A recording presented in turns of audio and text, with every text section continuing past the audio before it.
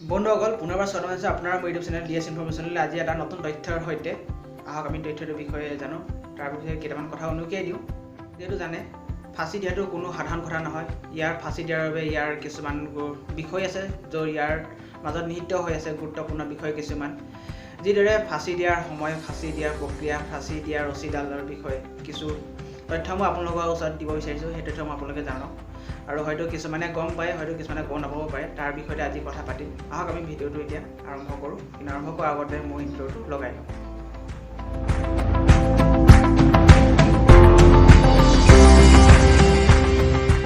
বন্ধুসকল, আজি মোৰ কণ্টেণ্ট হৈছে যিহেতু ফাঁচি দিয়াৰ ব্যৱস্থাৰ কিছুমান নিয়মাৱলী বা কিছুমান তথ্য তাৰে মই দাঙি ধৰিছোঁ। কিন্তু এটা কথা কওঁ যে এই তথ্য মোৰ দাঙি ধৰাটো বা সহজে কোৱাটো ইমান সম্ভৱ নহয়। সেই মই কিছুমান লিখি লৈছোঁ আৰু তাকে আপোনালোকক ক'ব বিচাৰিছোঁ।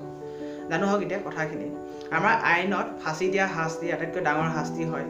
ফাঁচি শাস্তি দিয়াৰ পিছত মানে কলমৰ নিবটো ভাঙি দিয়ে, আৰু এই কলমৰ নিবৰ সৈতে এটা জীৱন শেষ হৈ যায়। দ্বিতীয়বাৰ আৰু এই কলমটো ব্যৱহাৰ নহয়। আৰু এটা কথা হৈছে যে এবাৰ ৰায়দান দিয়াৰ পিছত আৰু কলমৰ নিবটো ভঙাৰ পিছত সেই ৰায় পুনৰ বিচাৰ কৰিম বুলি ক'লেও বিচাৰকে বিচাৰ কৰিব নোৱাৰে, যিহেতু সেই ৰায় তাতে শেষ হৈ পৰে। বন্ধুসকল, হয়তো আপোনালোকৰ মনলৈ কেতিয়াবা প্ৰশ্ন আহে যে সেই ফাঁচি দিয়াৰ সময়কণত কোন থাকে বা কোন উপস্থিত থাকে। সেই ফাঁচি দিয়াৰ সময়কণত কোন উপস্থিত থাকে জানেনে? জেলৰ অধীক্ষক থাকে, তাৰপিছতে এক্সিকিউটিভ মেজিষ্ট্ৰেট থাকে, আৰু ডক্টৰ থাকে, আৰু জাল্লাদে থাকে। সেই সময়কণত ফাঁচি দিয়াৰ সময়কণত সেই অপৰাধীজনৰ সৈতে আপোনালোকৰ মনলৈ আৰু কিছুমান প্ৰশ্ন আহে যে যেতিয়া জাল্লাদে ফাঁচি দিয়ে, সেই ফাঁচি দিয়াৰ সময়কণত তেওঁলোকে কাণত ফুচফুচাই কিবা এটা কয় অপৰাধীজনৰ, আৰু সেই অপৰাধীজনক কোনো মন্ত্ৰ বা তেনেধৰণৰ কথা নকয়। এটা কথাই কয় যে সেই কথাটো হৈছে হিন্দু ভাইও কো ৰাম ৰাম, মুছলমান ভাইও কো সালাম, হাম কিয়া কৰ সকতে হে, হাম তো হুকুম কা গোলাম হে। এই কথাষাৰ তেওঁ কাণত ফুচফুচাই কয়, আৰু তাতকৈ বেলেগ বিশেষ একো নহয়। বন্ধুসকল, আৰু এটা আপোনালোকে মন কৰিছেনে নাই বা নাজানো, যিহেতু সদায় যিসমূহ অপৰাধীক ফাঁচি দিয়া হয় আমাৰ ভাৰতবৰ্ষত, সেই ফাঁচি দিয়া অপৰাধীসমূহক প্ৰায়ভাগ ৰাতিপুৱা সময়তে ফাঁচি দিয়া হয়। আৰু সেই কথাটো হৈছে যে সূৰ্য উদয় নোহোৱাৰ আগতে ফাঁচি দিয়াৰ কাৰণটো হৈছে যিহেতু ফাঁচি দিয়া কামটো জেইল অধীক্ষকৰ বাবে আটাইতকৈ ডাঙৰ কাম হয়, আৰু এই কাম ৰাতিপুৱাৰ আগতে শেষ কৰে, যাতে বেলেগ অপৰাধী আৰু কামবোৰৰ ওপৰত যাতে ইয়াৰ প্ৰভাৱ নপৰে। আৰু নৈতিক কাৰণ হৈছে যে ফাঁচি দিয়া ৰায়দান দিয়াৰ পাছত দেৰিলৈকে ৰাখি থোৱাটো উচিত নহয়, আৰু যাতে ৰাতিপুৱা ফাঁচি দিয়াৰ ফলত তেওঁৰ অন্তিম সংস্কাৰৰ বাবে ঘৰৰ মানুহে অলপ সময় পায়, আৰু সেয়েহে সূৰ্য উদয় নোহোৱাৰ আগতে ফাঁচি দিয়ে।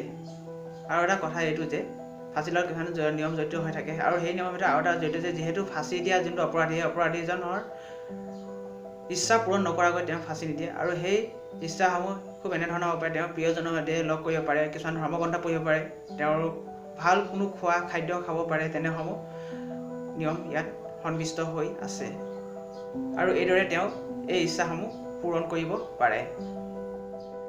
আপোনালোকে আৰু এটা কথা মন কৰিছেনে, যেতিয়া ফাঁচি কাঠত ওলমা হয়, ফাঁচি কাঠত ওলমোৱাৰ সময়তে তেওঁক মুখখন ক'লা কাপোৰে ঢাকি দিয়া হয়, আৰু ঢাকি দিয়াৰ পিছত তেওঁক 10 মিনিট সময়লৈকে সেই ফাঁচি কাঠত ওলমাই থোৱা হয়। আৰু সেই ওলমোৱাৰ পিছতে ডক্টৰে তাত চেকআপ কৰে, যে সেই 10 মিনিটৰ পিছতে চেকআপ কৰে যে তেওঁ মৃত হ'লে নাই হয়। যেতিয়া মৃত হয় তেওঁ মৃত বুলি ঘোষণা কৰে, আৰু এই মৃত শৰীৰ পৰিয়ালৰ বৰ্গৰ হাতত গতাই দিয়ে। এতিয়া আহিছোঁ ক'বলৈ কেইটামান ইণ্টাৰেষ্টিং কথা বা তথ্য দিছোঁ, আপোনালোকে শুনকচোন।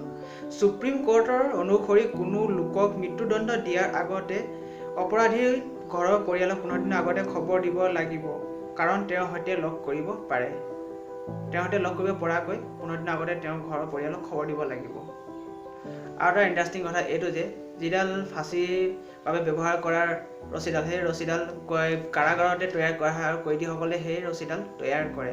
আৰু এই দেশৰ কোনো কোণত যেতিয়া ফাঁচি দিয়াৰ সময় হয়, তেতিয়া সেই ফাঁচিডাল তৈয়াৰ কৰে কেৱল বিহাৰৰ বাক্সাৰ জেলতে তৈয়াৰ কৰে, আৰু এই তৈয়াৰ কৰা পদ্ধতি ব্ৰিটিছৰ দিনৰ পৰাই চলি আহিছে। আৰু যিহেতু সেই জেল অৰ্থাৎ বাক্সাৰ জেলৰ কয়দীসকল এক্সপাৰ্ট হয় এই ফাঁচি ৰছী বনোৱাত, আৰু সেই ৰছীডালৰ শকত হ'ব লাগে 1.5 ইঞ্চি হ'ব লাগে, আৰু ইয়াতকৈ বেছি হ'ব নোৱাৰে। আৰু ভাৰতত ফাঁচি দিয়াৰ বাবে 2জন জালাদ আছে, তাৰে এজনৰ নাম হৈছে পৱন জালাদ। হয়তো সকলোৱে আপোনালোকে তেওঁৰ নাম শুনিছে। এই 2জন জালাদে ভাৰতৰ কোনো কোণত যদি ফাঁচি দিবলগীয়া হয়, এই 2জন জালাদে ফাঁচি দিয়ে। আৰু এই ফাঁচি দিয়া জালাদ 2জনৰ মাহিলী দৰমহা হৈছে 3000 টকা। আৰু যদি কোনো অপৰাধী মানে কোনো মষ্ট ৱান্টেড ক্ৰিমিনেলক যেতিয়া ফাঁচি দিয়া হয় তেতিয়া সেই ফাঁচি দিবৰ বাবে এটা ভাল পেকেজ দিয়ে তেওঁলোকে পইচাৰ। যিহেতু ইন্দিৰা গান্ধীৰ হত্যাকাৰীক যেতিয়া ফাঁচি দিছিল সেই ফাঁচি দিওঁতে তেওঁলোক মানে যিজন জাল্লাদে ফাঁচি দিছিল আৰু সেই জাল্লাদক 25,000 টকা দিছিল। শেষলৈ আহিছোঁ। ভিডিঅ'টো চাই কেনেকুৱা লাগিলে জনাব। যদি কিবা ভাল শিকিব পাৰিলে তেনেহ'লে আপোনালোকে কমেণ্ট ছেকশ্যনত কমেণ্ট কৰি জনাব কি জানিলে কি বুজিলে। এটা কথা কওঁ, এই কথাখিনি ক'বলৈ যাওঁতে অলপ যেতিয়া ভাবিছিলোঁ মানে ভাবিলে কিবা ভয় যেন লাগে মানুহকো এনেকৈ মাৰে বুলি। তথাপি কি কয় যিহেতু আইন ব্যৱস্থা এইদৰে আছে আমাৰ ভাৰতৰ আইন ব্যৱস্থা, আৰু তাত ক'বলৈ কোনো কথা নাই। যিহেতু অপৰাধীয়ে অপৰাধ কৰিলে তাক ফাঁচি দিয়াটো আমাৰ প্ৰয়োজনীয়, আৰু অপৰাধী এনেদৰে মুকলি আকাশৰ তলত ঘূৰিব নোৱাৰে, সেইবাবে এই ব্যৱস্থাটো আছে।